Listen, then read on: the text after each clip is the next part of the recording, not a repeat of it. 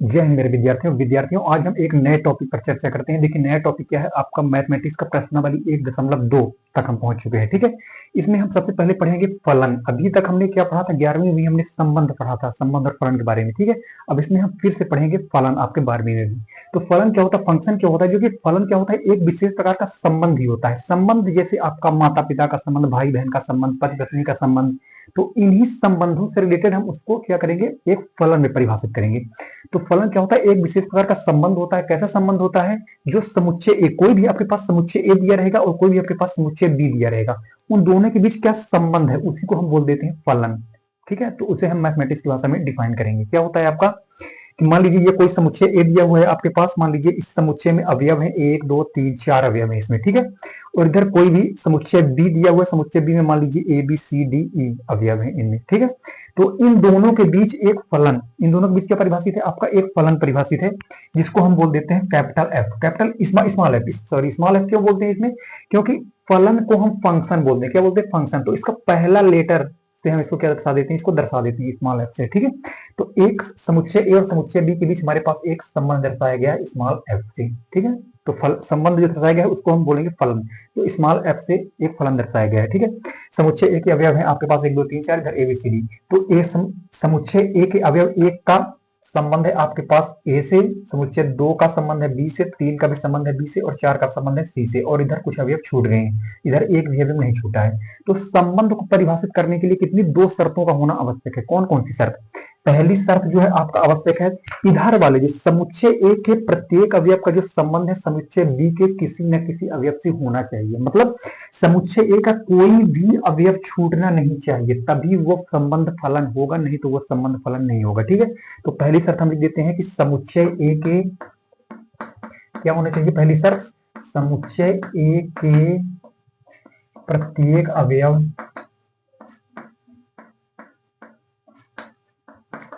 का संबंध। ठीक है, समुच्चय ए के प्रत्येक अवयव का, सभी अवयव का संबंध क्या होना चाहिए, समुच्चय बी के, इधर वाला समुच्चय बी है आपका। ठीक है, समुच्चय बी के किसी न किसी अवयव से, ये सारे समुच्चय बी के अवयव है और ये सारे समुच्चय ए के अवयव है। ठीक है, समुच्चय बी के किसी न किसी अवयव से क्या होना चाहिए, होना चाहिए।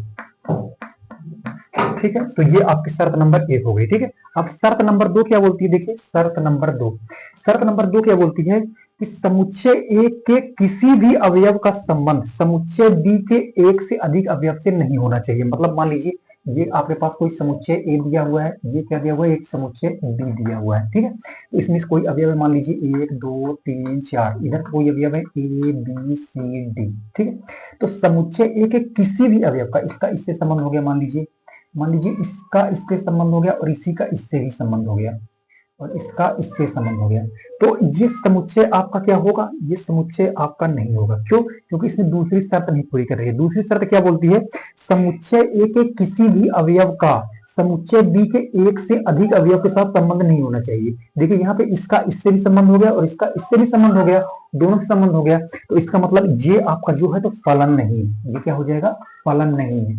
ये फलन क्यों नहीं है, क्योंकि इसमें दूसरी शर्त जो हमारी है वो पूरी नहीं होती। दूसरी शर्त हम लिख देते हैं पहले, समुच्चय ए के किसी भी अवयव का, क्या होता है दूसरी शर्त, समुच्चय ए के किसी भी अवयव का समुच्चय बी के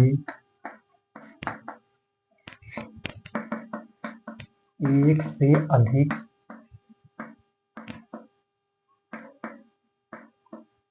अवयवों के साथ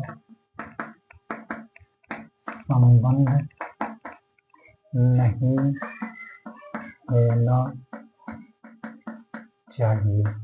ठीक है, तो ये दोनों शर्त पूरी करनी चाहिए। इसमें आपकी शर्त पूरी कर रहा है, समुच्चय ए के प्रत्येक अवयव का समुच्चय बी के किसी न किसी अवयव से संबंध है, तो ये पहली शर्त पूरी कर रहा है। दूसरी शर्त क्या हो रहा है, समुच्चय ए के किसी भी अवयव का समुच्चय बी के एक से अधिक अवयव से नहीं होना चाहिए। तो इसका 2 का 1 से हो सकता है, लेकिन समुच्चय के किसी अवयव का इधर 2 से नहीं होना चाहिए। इधर जैसे इधर 2 से हो गया ना, तो ये नहीं होना चाहिए। तो ये क्या हो जाएगा, आपका फलन हो जाएगा। अगर दोनों कंडीशन फुलफिल करें। तो ये आपका फलन है ऊपर वाला, क्योंकि इसमें दोनों कंडीशन क्या हो रही है, फुलफिल कर रही है, लेकिन इसमें दोनों कंडीशन फुलफिल नहीं कर रही है। एक कंडीशन तो फुलफिल कर रही है, एक भी नहीं कर रही है इसमें, क्योंकि इसका भी ये छूट गया इधर, तो ये संबंध नहीं है। अगर मान लीजिए इसको हम जोड़ देते हैं तो पहली कंडीशन से पूरी कर जाएगी, क्योंकि दो का संबंध एक से हो सकता है, लेकिन एक का संबंध इधर के दो से नहीं हो सकता। समझने के लिए आप ऐसा समझिए कि इधर वाला बेटा है, क्या इधर वाला बेटा है और इधर वाला क्या है, आपका बाप है। तो दो बेटे का एक बाप हो सकता है, ठीक है, लेकिन एक बेटे के दो बाप कभी भी नहीं हो सकते। तो ये आपका फलन नहीं है और ये आपका जो हो जाएगा फलन हो जाएगा। तो ये आपकी फलन की परिभाषा है, ठीक है। अब हम चलते हैं फलन के आगे, जो पढ़ेंगे वो पढ़ेंगे पहला आपका प्रांत, फिर सहप्रांत और फिर परिसर। ये क्या चीजें होती है इनको हम जानेंगे, ठीक है ना। डोमेन, कोडोमेन और रेंज को जानेंगे, ठीक है। इसके बाद तो हम चलते हैं उसकी तरफ।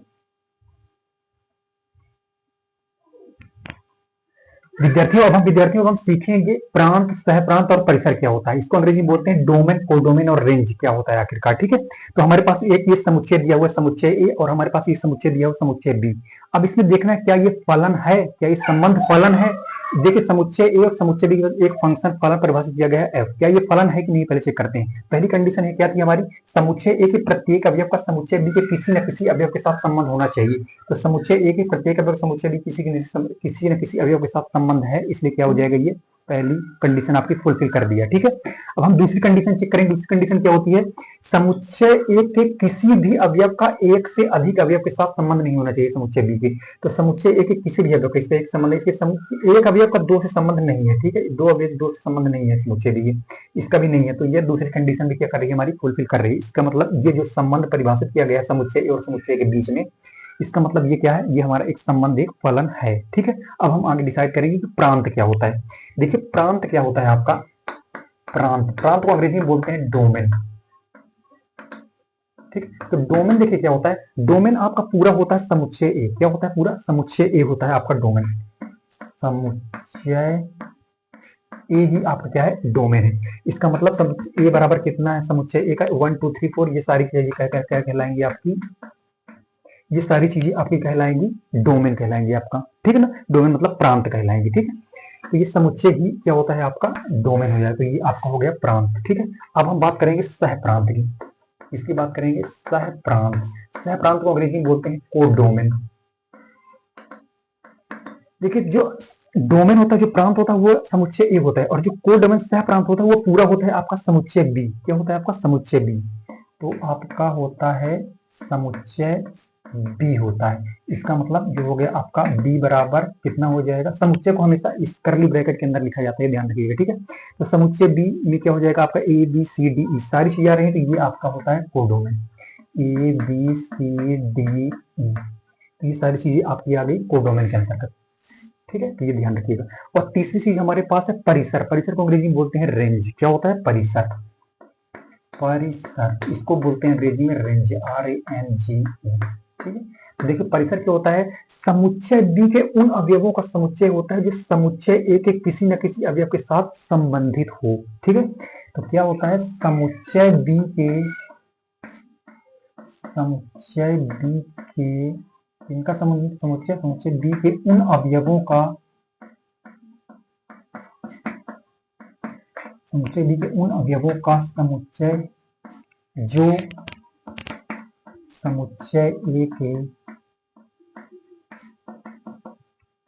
जो समुच्चय ए के क्या होना चाहिए, किसी न किसी अवयव के साथ संबंधित होना चाहिए, किसी न किसी अवयव से क्या हो, संबंधित, ठीक है। तो ये क्या होता है आपका रेंज होता है, समुच्चय बी के उन अवयवों का समुच्चय जो समुच्चय ए के किसी न किसी अवयव से क्या हो, संबंधित हो। तो आपका रेंज क्या हो जाएगा, देखिए ये संबंधित है इससे, बी संबंधित है इससे, और ई संबंधित है इससे, सी और डी क्या है, समुच्चय ए के किसी भी अवयव से संबंधित नहीं है, तो ये रेंज के अंतर्गत नहीं आएगा, ठीक है। तो हमारा रेंज क्या हो जाएगा बताइए, एक तो ए हो जाएगा, एक तो बी हो जाएगा, और सी और डी नहीं होगा क्योंकि इधर से किसी भी संबंधित नहीं है, तो ई हो जाएगा हमारा, तो ये हो जाएगा हमारा रेंज। तो इस प्रकार से हम निकालते हैं आपका प्रांत, सहप्रांत और परिसर। तो इस चीज को आपको ध्यान में रखना है, ठीक है। अब हमारा फलन कंप्लीट हो गया। अब हम बात करेंगे फलन के प्रकार के बारे में, ठीक है। तो विद्यार्थियों अब हम फलनों के क्या चलेंगे, प्रकार में चलेंगे, ठीक है ना। तो देखिए पहला क्या है आपका एकाएकी फलन, कौन सा है आपका एकाएकी, एकाएकी दैट इज वन वन, इसको अंग्रेजी में बोलते हैं वन वन, या इसी को बोलते हैं एकाएक फलन या इंजेक्टिव फंक्शन, ठीक है। देखिए इसमें क्या होना चाहिए, एक समुच्चय ए लेंगे हम कोई भी और एक समुच्चय बी लेंगे, ठीक है। तो अगर समुच्चय ए के क्या होना चाहिए, प्रत्येक अवयव का अलग अलग संबंध हो। अगर मान लीजिए समुच्चय ए में आपके पास है 1 2 3 4, कोई 4 अवयव है, ठीक है।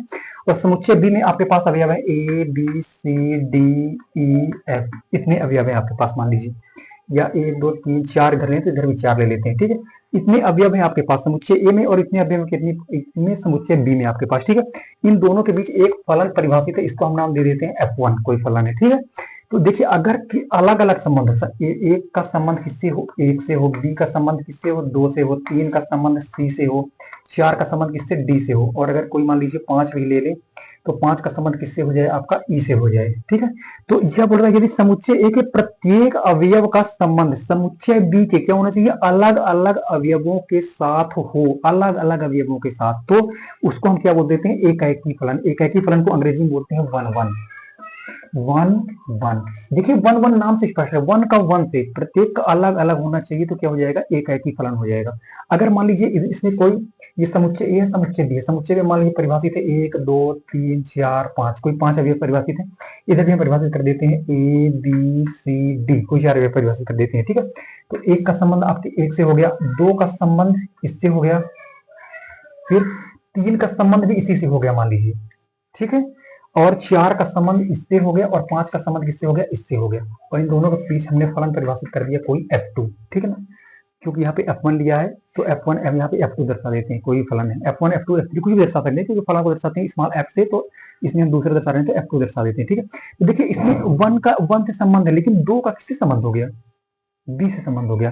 तो फलन तो है, क्योंकि फलन होना क्या होना चाहिए, इधर वाले अगर समझो कि इधर वाला बेटा है उधर वाला बाप है, दो बेटे का एक बाप हो सकता है, बिल्कुल फलन तो परिभाषित है, और इधर प्रत्येक अवयव किसी न किसी अवयव से संबंधित तो क्या हो जाएगा, फलन तो हो जाएगा। लेकिन ये वन वन नहीं रह गया, क्योंकि वन का वन से है इसमें, लेकिन दो का इसमें वन से हो गया, तो इसमें मेनी वन हो जाएगा, क्या हो जाएगा, इसमें वन वन फंक्शन हो जाएगा, लेकिन इसमें वन वन नहीं रह जाएगा, मेनी वन हो जाएगा, क्योंकि दो का एक संबंध हो गया। तो यदि समुच्चय एक, ये समुच्चय ए है आपके पास और ये समुच्चय बी, यदि समुच्चय ए के एक से अधिक अवयव, एक से अधिक अवयवों का संबंध क्या हो, समुच्चय बी के किसी न किसी अवयव एक अवयव से हो, तो वह फलन एकाएकी नहीं कहलाता, वन वन ना कहला के क्या कहलाता है, उसको मेनी वन कह देते, क्या कर देते हैं, मेनी वन। तो दो का ये मेनी वन फलन हो गया और ये वन वन फंक्शन हो गया, ठीक है। दोनों में इतना डिफरेंस है, तो ये समझने के लिए परिभाषा थी। अब जो असली परिभाषा है जो अपनी बुक में दी हुई है उसको अब हम लिखते हैं, ठीक है। तो विद्यार्थियों अब हम चलेंगे फलनों के प्रकार में, एकाएकी फलन या एकाएक फलन, जो कि आपकी ऑफिशियल परिभाषा है जो आपकी बुक में दी हुई है, ठीक, उसके बारे में देखेंगे। एक फलन क्या है आपके पास, एफ मतलब फंक्शन फलन, फ्रॉम मतलब से, एक्स से वाई में परिभाषित है। मान लीजिए कोई आपके पास फलन है, ये एक्स है, क्या है, एक्स है, और ये कोई फलन है आपके पास वाई, तो इन दोनों के बीच में बोल रहा है कि एक फलन एफ परिभाषित है एक्स से वाई में, फ्रॉम एक्स, क्या बोलिए, फ्रॉम का होता है, डबल चिन्ह का मतलब फ्रॉम होता है, F from X to tends to Y, X से वाई में परिभाषित है, एक्स ये कोई समुच्चय है और ये वाई कोई समुच्चय है, एकाएकी वन वन या एकाएक या इंजेक्टिव फलन कहलाता है। कब कहलाता है, यदि एक्स के भिन्न अवयवों के प्रतिबिंब, मान लीजिए एक्स में आपके पास अवयव है 1 2 3 और इधर कोई अवयव है ए बी सी, क्या बोलता है, यदि एक्स के भिन्न अवयवों के भिन्न भिन्न मतलब अलग अलग अवयवों के प्रतिबिंब क्या होने चाहिए, भिन्न भिन्न होने चाहिए। मतलब इसका प्रतिबिंब ये हो सकता है, इसका प्रतिबिंब ये हो सकता है, इसका प्रतिबिंब ये हो सकता है, मतलब अलग अलग अवयवों के प्रतिबिंब क्या होना चाहिए, भिन्न भिन्न होना चाहिए, तब क्या कहलाता है, वो एकाएक कहलाता है, एकाएकी कहलाता है, वन वन कहलाता है, ठीक है। प्रतिबिंब क्या होना, भिन्न होना चाहिए, अर्थात प्रत्येक x1 x2 belongs to x के लिए, मतलब इधर से हम कोई भी अवयव लें, x1 x2 कोई भी इधर से अवयव लें, x से लें, तो fx1 बराबर क्या होना चाहिए, fx2। इसका अर्थ क्या हो गया कि x1 बराबर x2, मतलब जब भी हम किसी भी क्वेश्चन में एकाएकी सिद्ध करेंगे तो हम fx1 बराबर fx2 लेकर चलेंगे। अगर हमको x1 बराबर x2 मिल गया तो क्या हो जाएगा, वो फलन एकाएकी हो जाएगा, वन वन हो जाएगा। अगर ऐसा नहीं मिलता तो क्या हो जाएगा, वो फलन मेनी वन हो जाएगा। अन्यथा अगर ऐसा नहीं मिलता तो क्या फलन क्या हो जाएगा, अन्यथा वह फलन क्या हो जाएगा आपका, बहुएक, अन्यथा वह फलन बहुएक या मेनी वन होगा, ठीक है। तो या तो एकाएकी के लिए हमको ये सिद्ध करना पड़ेगा, अगर ऐसा नहीं मिलता तो क्या हो जाएगा, वह फलन बहुएक हो जाएगा या एकाएकी नहीं होगा। अगर दो का संबंध अगर दो का संबंध किससे हो जाए, एक का संबंध दो से हो जाए, ऐसे हो जाएगा 1 2 3 आपके पास इधर लिखा हुआ है ए बी सी, अगर एक का संबंध इससे हो गया, इसका भी संबंध इससे हो गया, इसका संबंध इससे हो गया, ठीक है, तो ये ना हो तो क्या हो जाएगा, ये 1 1 नहीं रह जाएगा, क्यों, क्योंकि ये मेनी वन हो गया, दो का एक संबंध, ये एकाएकी नहीं हो गया, एकाएकी नहीं होगा तो क्या हो जाएगा, मेनी वन हो जाएगा, ठीक है। तो ये आपकी एकाएकी की परिभाषा है। अब हम बात करेंगे ऑन टू, दैट इज आच्छादक, दूसरे प्रकार की। तो विद्यार्थियों अब हम देखते हैं फलनों के प्रकार में आपका आच्छादक फलन या ऑन टू, या इसी को बोलते हैं आच्छादी फलन या सरजेक्टिव फलन, ठीक है। तो देखिए इसमें क्या होता है, इसमें होता है आपका पास कोई भी समुच्चय ए दिया है, मान लीजिए कोई समुच्चय दिया हुआ है ए बी सी, ठीक है, इधर कोई नंबर दिया हुआ है 1 2 3 4, कोई समुच्चय दिया है, ठीक है। तो इधर क्या बोल रहा है, समुच्चय बी के प्रत्येक अवयव का, समुच्चय बी के क्या होना चाहिए, प्रत्येक अवयव का समुच्चय ए के किसी न किसी अवयव के साथ संबंध होना चाहिए, तभी वो ऑन टू होगा या आच्छादक होगा, ठीक है। तो इसका मान लीजिए संबंध इससे है, ठीक है, इसका संबंध किससे है, इससे है, ठीक, इसका संबंध भी इसी से है मान लीजिए, ठीक है। तो इधर दो छूट गए, तो हमको ऐसा बनाना पड़ेगा, अगर इधर हम डी ले लें, इसका संबंध इससे कर देते हैं, ई ले लें, इसका संबंध क्या कर देते हैं, इससे कर देते हैं, ठीक है। तो क्या बोल रहा है, समुच्चय बी के प्रत्येक अवयव, इधर का कोई भी अवयव छूटना नहीं चाहिए, तभी वो आच्छादी होगा या ऑन टू होगा, ठीक है, या सरजेक्टिव होगा। तो क्या बोलता है, समुच्चय बी के प्रत्येक अवयव का समुच्चय ए के किसी न किसी अवयव के साथ संबंध हो, तभी तो वो फलन क्या कहलाएगा, आच्छादी फलन कहलाएगा या ऑन टू फलन कहलाएगा, ठीक है। और फलन को भी परिभाषित करता हो, फलन मतलब इधर कभी कोई छूटना चाहिए, प्रत्येक अवयव संबंध इधर से होने चाहिए, समुच्चय बी के अवयव से। और दूसरा क्या होना चाहिए आपका, दूसरा आपका होना चाहिए कि समुच्चय ए के किसी भी अवयव का संबंध इधर के एक से अधिक अवयव के साथ नहीं होना चाहिए, ठीक है। अब दूसरा मान लीजिए इसमें हम ये तो आपका ऑन टू परिभाषित हो गया इस प्रकार से, ठीक है। अगर हम ऑन टू को परिभाषित अगर कैसे नहीं होगा, मान लीजिए इधर कोई समुच्चय दिया हुआ है ए बी सी दिया हुआ है, इधर 1 2 3 4, इसका संबंध इससे हो गया, इसका संबंध इससे हो गया, इसका संबंध इससे हो गया मान लीजिए, ठीक है। तो ये इधर देखिए समुच्चय बी के अवयव 4 का संबंध समुच्चय ए के किसी भी अवयव के साथ संबंध नहीं है, तो इसका मतलब ये जो दिया हुआ हमारे पास जो फंक्शन हमने F4 परिभाषित किया है, ये क्या हो जाएगा, ऑन टू या आच्छादी नहीं होगा। यहां हम लिख सकते हैं, यहाँ समुच्चय बी के अवयव, ठीक है, यहाँ समुच्चय बी के अवयव 4 का, यहाँ पे हम कोई भी अवयव ले सकते हैं, अपनी मर्जी से कोई भी ले सकते हैं समझाने के लिए, ठीक है। यहाँ पे समुच्चय बी के अवयव 4 का समुच्चय ए के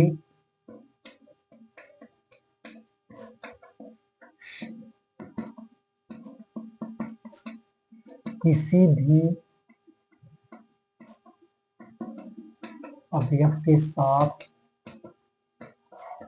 संबंध नहीं है, किसी भी अवयव के साथ संबंध नहीं है, इसलिए क्या हो जाएगा, दिया गया फलन, आपका दिया गया फलन लिखा जाता है, फलन को F4 नाम दिया है, ठीक है। दिया गया फलन F4 क्या है आपका, आच्छादी नहीं है।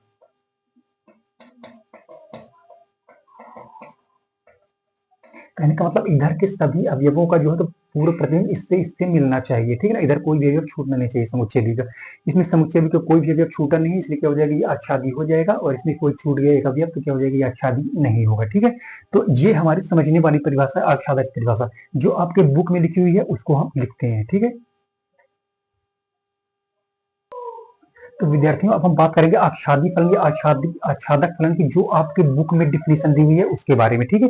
देखिए एक फलन क्या होता है, f from x to y, एक फलन है, मान लीजिए ये f फलन है आपके x समुच्चय x से समुच्चय y में परिभाषित है, ठीक है। किस प्रकार परिभाषित, देखिए आच्छादक या आच्छादी कहलाता है, कब कहलाता है, यदि प्रत्येक small y belongs to y के लिए, मतलब इधर से हम कोई भी अवयव लेंगे, ये small y belongs to capital Y का मतलब होता है ये y जो है आपका, इसमें से कोई भी अवयव लेंगे कैपिटल Y, मतलब इस पूरे समुच्चय से कोई भी अवयव यहाँ से उठाएंगे के लिए x में, x मतलब इस पूरे में, x में एक ऐसे अवयव का अस्तित्व है कि एफ एक्स बराबर वाई, तो यहाँ पे जो फलन परिभाषित है, यहाँ से अगर कोई भी अवयव एक्स मान लीजिए, कोई भी अवयव मान लीजिए एक्स है और इसमें क्या है आपका अवयव वाई है, तो एक्स में से एक ऐसा फलन परिभाषित करेंगे हम इसके बीच में कि एफ एक्स बराबर क्या होना चाहिए, हमारे पास वाई मिलना चाहिए। मतलब इधर के जो अवयव है इनका प्रत्येक, ये इधर के जो अवयव है वो इधर के किसी न किसी अवयव के क्या होने चाहिए, प्रतिबिंब होने चाहिए। इधर का प्रत्येक अवयव, वाई का प्रत्येक अवयव आपका इधर के किसी न किसी अवयव पे क्या होना चाहिए, प्रतिबिंब होना चाहिए। जैसे ये एक्स का प्रतिबिंब आपका इधर कोई अवयव वाई है, ठीक है ना, तो ये समझना है। इधर से जो अवयव बनते हैं ना, मान लीजिए कोई एक आपके पास लिखा हुआ है 1 2 3 और इधर लिखा हुआ है ए बी सी, तो इसका संबंध मान लीजिए इससे, इसका संबंध इससे और इधर फलन परिभाषित है आपके पास एफ ए फलन परिभाषित है, ठीक है ना। तो जैसे लिखा हुआ है ना F1 बराबर ए, तो इसका मतलब एक का प्रतिबिंब किससे बन रहा है, ए पर बन रहा है, तो इसको दर्शाएंगे एफ, बीच में फलन परिभाषित है तो फलन एक का प्रतिबिंब किससे बन रहा है, ए का बन रहा है, ठीक है। F2 बराबर क्या लिखेंगे, F2 बराबर बी लिखेंगे, तो फलन दो का प्रतिबिंब क्या किसमें बन रहा है, इधर बी में बन रहा है, ठीक है। ये कोई अवयव एक्स है, ये कोई अवयव वाई है, समझने के लिए, ठीक है। और लेकिन जब इधर का इधर से बनता है ना प्रतिबिंब, जैसे एफ ए बराबर क्या हो जाए, अगर एक हो जाए, ए का प्रतिबिंब अगर एक में बने, इस इधर से जो एक्स से जो प्रतिबिंब वाई में बनता है उसको हम प्रतिबिंब बोलते हैं, और जो ए का एक से बनता है, बी का दो में बनता है, सी का तीन बनता है, इसको हम बोलते हैं पूर्व प्रतिबिंब। क्या बोलते हैं, पूर्व प्रतिबिंब। तो इधर के प्रत्येक अवयव इधर के किसी न किसी अवयव को क्या होना चाहिए, प्रतिबिंब होना चाहिए, यही परिभाषा बोलती है। एफ एक्स बराबर वाई, मतलब इधर का कोई भी अवयव क्या होना चाहिए, छूटना नहीं चाहिए, प्रत्येक किसी इधर के किसी न किसी अवयव क्या होना चाहिए, प्रतिबिंब होना चाहिए, ठीक है। तो ये सारी चीजें आपकी हो गई आच्छादक की परिभाषा। अब हम मतलब हम किसी भी क्वेश्चन में ये लेकर चलेंगे और उसको प्रूव करेंगे क्या वो आच्छादक है या नहीं है, ठीक है। इधर के प्रत्येक अवयव इधर के किसी न किसी अवयव का प्रतिबिंब बन रहा है या नहीं बन रहा है, ठीक है। तो अब हम चलेंगे क्वेश्चन की तरफ, आपके एग्जाम्पल की तरफ, ठीक है। तो विद्यार्थियों अब हम एग्जाम्पल 7 की तरफ चलते हैं, ठीक है। तो हमारा एग्जाम्पल 7 क्या दिया हुआ है, मान लीजिए कि कक्षा 10, ये कक्षा 10 ये और रोमन में लिखा हुआ है, ठीक है। कक्षा 10 के सभी 50 विद्यार्थियों के समुच्चय को दर्शाया गया आपका ए से। मान लीजिए कोई ए क्या है, आपका समुच्चय है, इसमें से कक्षा 10 के 50 विद्यार्थी हैं, दैट इज 1 2 3 4 कहां तक है, टोटल 50 तक विद्यार्थी हैं, समुच्चय को दर्शाया गया है, ठीक है। आगे क्या बोल रहा गया है कि मान लीजिए कि एफ, एक फलन जो है एफ मतलब फलन परिभाषित है फ्रॉम कहां से, ए से एन में। तो ये आपका ए है, तो एन में, एन क्या है आपका प्राकृत संख्या, क्या होता है एन, एन आपकी प्राकृत संख्या होती है, ठीक है। प्राकृत संख्या कहां से स्टार्ट होती है, एक से स्टार्ट होती है, 1 2 3 4 कहां तक जाती है, 50 51 फिर अनंत तक जाती है। 50 हम क्यों लिखे, क्योंकि यहाँ पे 50 तो हमको उसको दर्शाना पड़ेगा, ठीक है।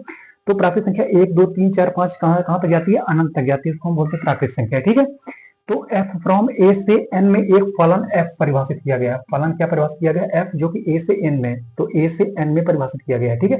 fx क्या है आपका विद्यार्थी x का रोल नंबर है, fx क्या है आपका fx, इधर वाले के क्या कहलाएंगे, अवयव x कहलाएंगे, तो इधर के विद्यार्थियों की क्या है, रोल नंबर दिया हुआ है, इधर इधर वाले रोल नंबर दिया हुआ है, ठीक है। रोल नंबर द्वारा परिभाषित एक फलन f सिद्ध कीजिए कि f एकाकी है किंतु आच्छादक नहीं है, ठीक है।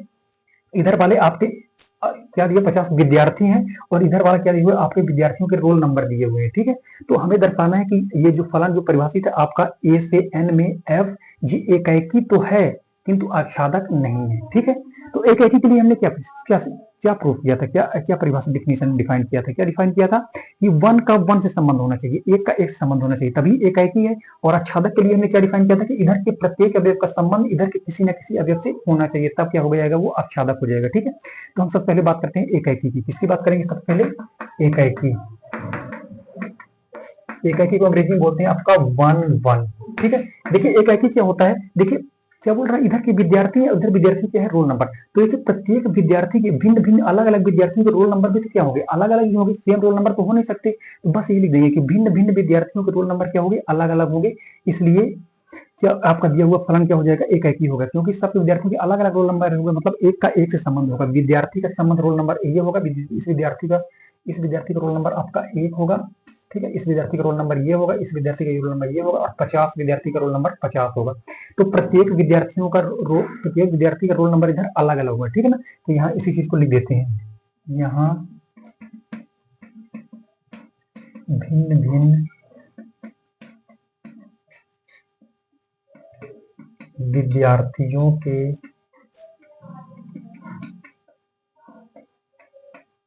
रोल नंबर भी क्या होंगे, भिन्न भिन्न होंगे, अलग अलग होंगे। अतः दिया गया फलन क्या हो जाएगा आपका, अतः दिया गया फलन आपका हो जाएगा एकाएकी।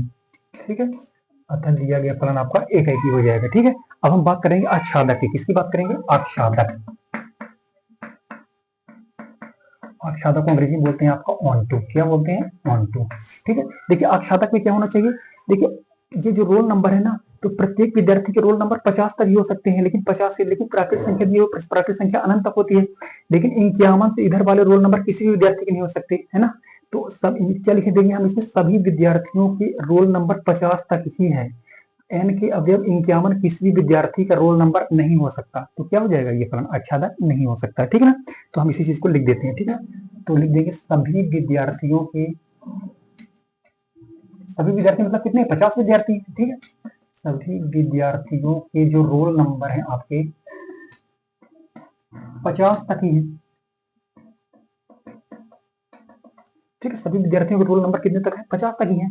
अतः जो n प्राकृत संख्या n के अवयव 51, अतः n कैपिटल मतलब प्राकृत संख्या। ठीक है, n का अवयव 51, 51 से लेकर लास्ट तक कोई भी 51, एक एक को बता देते हैं, 51 को बता देते हैं, किसी का रोल नंबर नहीं हो सकता, तो क्या हो जाएगा, वो फिर आच्छादक नहीं होगा। अतः n का अवयव 51 किसी भी विद्यार्थी का,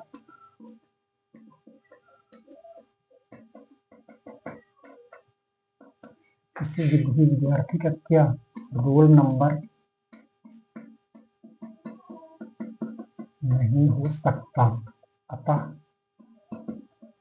दिया गया फलन क्या, f क्या हो जाएगा आपका, आच्छादक नहीं होगा, आच्छादक नहीं होगा। बस इतना कर पाना है आपको। ठीक है, इधर प्रत्येक विद्यार्थी का रोल नंबर अलग अलग है, इसलिए क्या हो जाएगा, 1 1 हो जाएगा। लेकिन इधर के 50 तक के विद्यार्थी का रोल नंबर तो है इधर, लेकिन 51 से लेकर इधर कोई भी रोल नंबर किसी विद्यार्थी का नहीं है, इसलिए क्या हो जाएगा, आच्छादक नहीं होगा। बस इतनी डिफिनेशन इसको, तो ये चीज हमने कर लिया। अब चलते हैं अगले एग्जाम्पल की ओर। ठीक।